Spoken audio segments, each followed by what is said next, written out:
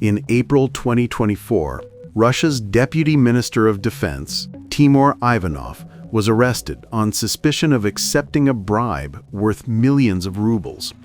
Ivanov, who had held the position since May 2016, has now been sentenced to 13 years in prison, but the punishment didn't end there. According to official reports, the court has ordered the complete confiscation of his assets. Prosecutors demanded that property worth 1.2 billion rubles be seized by the state. The submitted list is astonishing.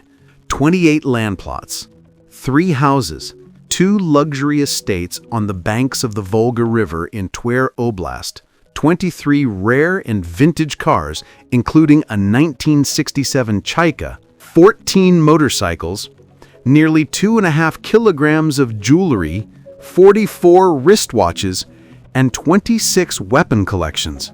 A fortune built over years, now taken away in a single verdict. International analysts are predicting a further weakening of the US dollar.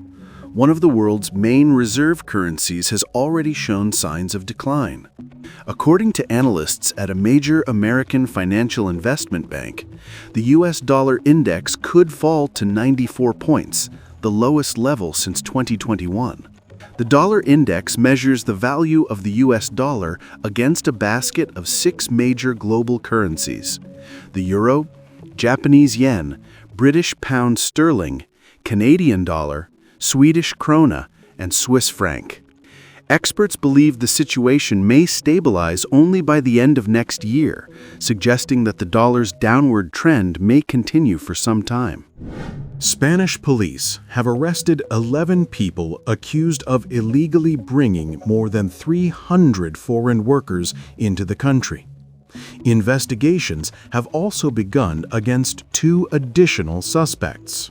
All the migrant workers involved are Nepali citizens. According to officials, 294 of them did not have any documents allowing them to live or work legally in Spain. Most had entered the country on Schengen tourist visas. Once in Spain, they took any job they could find simply to survive. Many say they worked for months without receiving any salary. The World Bank estimates that more than 20% of Nepal's population, a nation of around 30 million people, lives in poverty. This economic pressure often forces people to seek work abroad, making them vulnerable to exploitation. A major drug bust has taken place in the Caribbean, where authorities seized 4.5 tons of cocaine, with an estimated black market value of $216 million. 5 people were arrested after the Colombian Navy intercepted a boat heading toward Honduras and discovered 180 packages filled with the illegal substance. Officials say the suspects may be linked to an armed criminal organization. A court has begun hearings against the head of the investigative department for the Privolzhsky district of the Russian Federation and one of his subordinates. Both are facing criminal charges for abuse of power. According to the investigation, the 2 former officials allegedly extorted 48 million rubles from a local businessman.